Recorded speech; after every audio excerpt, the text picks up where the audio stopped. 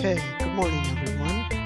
This is Carl F. Rose recording from Bedford, Pennsylvania on Monday, November 13th, 2017, and last Saturday evening, November 11th, 2017, I was at a Veterans Day dinner with a special effects presentation, and where I place that in the video, you'll just have to wait and see where the special effects come in. Anyway, without blabbering too much, if you like these videos, be sure to click on the subscribe link in the description or on the cards at the card at the very end of the video. I also have links in the description to my blog, my Facebook page, my online stores, and also my Set TV link, affiliate link, and some other things. Anyway, without blabbering too much, let's get on to the dinner presentation right after this.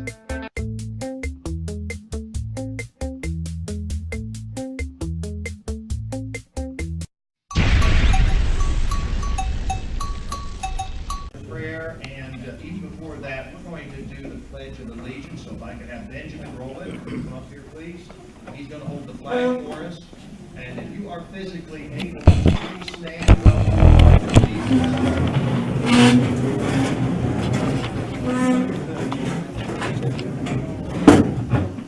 allegiance. I pledge allegiance to the flag of the United States of America and to the republic for which it stands, one nation, under God, indivisible, with liberty and justice for all.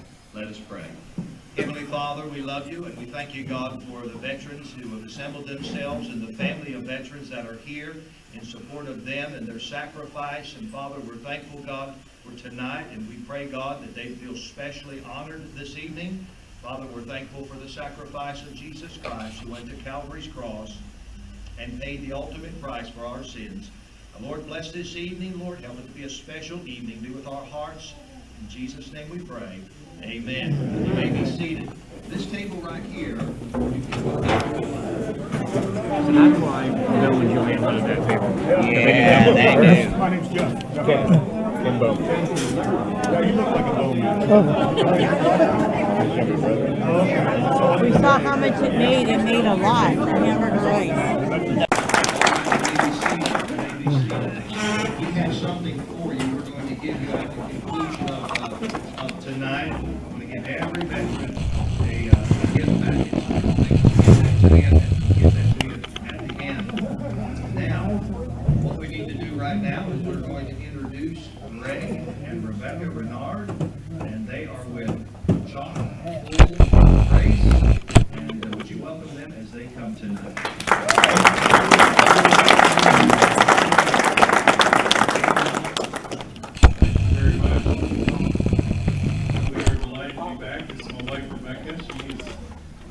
Of my life and the best yard sale client that I ever had. I found my wife at a yard sale, so if you're single out there and nothing's worked so far, you might want to give that a try. She's going to go ahead and continue drawing for you. The eagle with the flag on the far side there, we are going to give away after I get done speaking this evening. And we have some tickets up here we're going to hand out at that time. So please stick around, and maybe you'll be able to take that home. Well, it sure was a room full of veterans. I was surprised at how many, and what a blessing to be amongst you all. And you truly have been a blessing to the country. I have a little bit of information about Veterans Day before I get started, and I think you'll find it interesting if you don't know much about it already. In 1921, an unknown World War I American soldier was buried in Arlington National Cemetery. That was in 1921.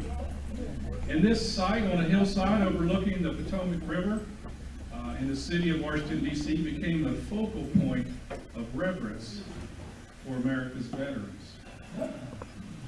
Now, similar ceremonies like the one that occurred there that day occurred earlier in England and in France, where an unknown soldier was buried in each of their nation's highest place of honor.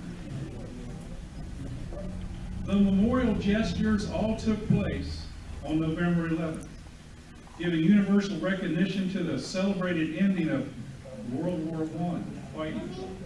We're coming up on 100 years of that pretty soon, aren't we? So, November 11th, 1918, the day became known as Armistice Day. How many of y'all knew that? I'm sure several, yes. Armistice Day officially received its name in America in 1926 through a congressional resolution. It became a national holiday 12 years later by a similar congressional action. And here's the key. If the idealistic hope had been realized that World War I was the war to end all wars, November 11th might still be called Armistice Day. But only a few years after the holiday was proclaimed, war broke out in Europe. And we know that to be World War II. Years later, realizing that peace was equally preserved by veterans of World War II and Korea, Congress was requested to make this day an occasion to honor those who have served America in all wars. And so in 1954, President Eisenhower signed a bill proclaiming November 11th as Veterans Day. We do live in a blessed nation. We traveled up here from Winchester, surrendered their personal plans of education and career. Some suffered the loss of sight. Some forfeited arms and legs for prosthetics. Some had their faces permanently scarred or disfigured. Many sacrificed their lives. Many others will be haunted by the nightmarish images of war for the rest of their lives. And for those great costs that they have paid, our veterans are deserving of our honor. In God's Word, the Bible, Jesus pays honor to a veteran. Not because of his service to his country, but for his faith in God.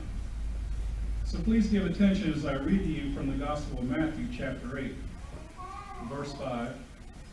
It says, "And when Jesus was entered into Capernaum, there came unto him a centurion beseeching him, and saying, Lord, my servant lieth at home sick of the palsy, grievously tormented. Jesus saith unto him, I will come and heal him. The centurion answered, he said, Lord, I am not worthy that thou shouldest come under personal plans of education and career. Some suffered the loss of sight.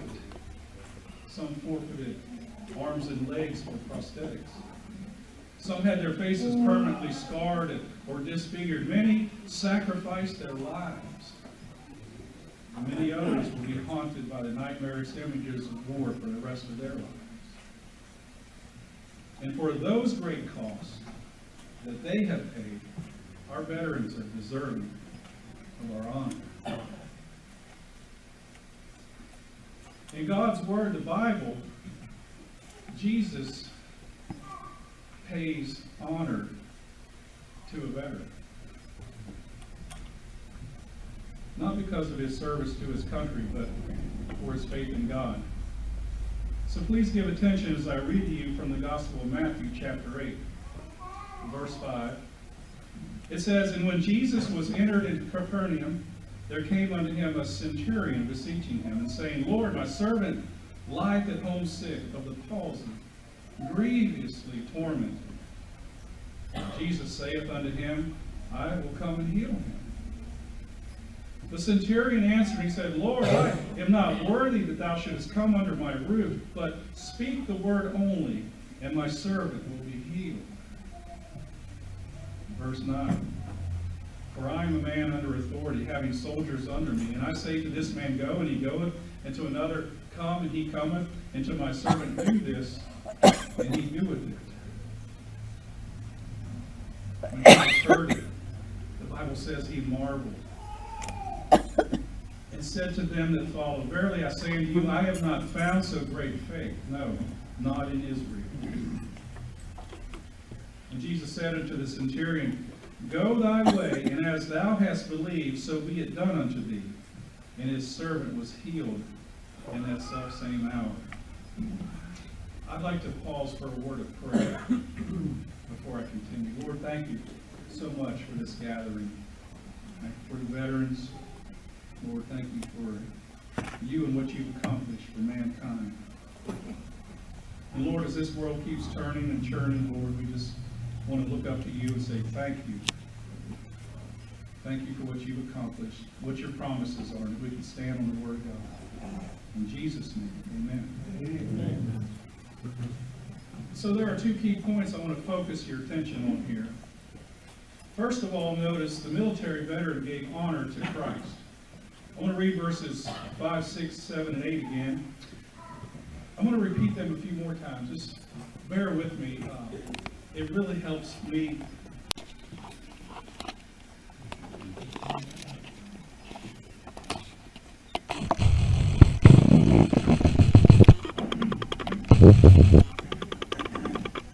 Created gravity. Hey, the story is told of a soldier who found himself in the heat of battle during the Korean War. And one man was hurt badly on the battlefield of Heartbreak Ridge. His buddies were in a foxhole about 50 yards away when the man was hit by sniper fire in an ambush. And as the fire continued, the other men discussed what to do, but since the sniper fire was so intense, to crawl out and bring back their wounded buddy would mean almost certain death. For a while, no one moved. The men in the foxhole could hear their wounded friend yelling for help. Could you imagine the situation? Then one of the men in the foxhole began to look intensely at his watch. He could not keep his eyes off of his watch, and all the others in the foxhole noticed this, and they began to ask questions of him, but the soldier with the watch remained silent. And all of a sudden, the man with the watch jumped out of the foxhole, and he crawled over to his wounded buddy, and he grabbed him by the nape of the collar, and he very slowly made his way back to the foxhole. We're talking 50 yards here, all the while sniper fire whizzing all around. Both of them amazingly made it back without any additional injury. And after the sniper fire died down, the man who saved his buddy was asked why he waited so long to crawl after his wounded friend. To which he responded, "My mom said every day at the exact same time she would be praying for me, and according to my watch, I left the foxhole exactly when she started praying." So we need to have the lights out, and we're going to show you a little something here. If the light still works.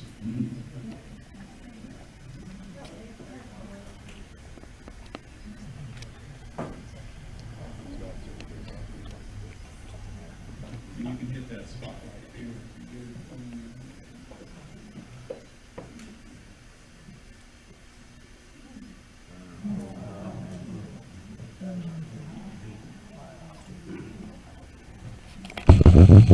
The eyes of the Lord run to and fro across the earth, the Bible says. Amen. Amen. I think she did a good job. We don't know what the Lord looks like, but you know him as Savior, you're definitely going to know someday. Amen.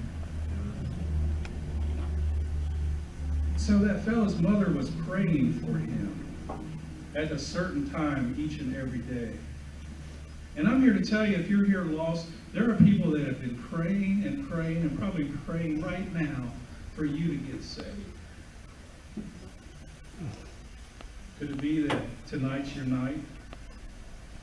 Maybe those prayers will be answered tonight. I couldn't wait to tell my wife that I got saved.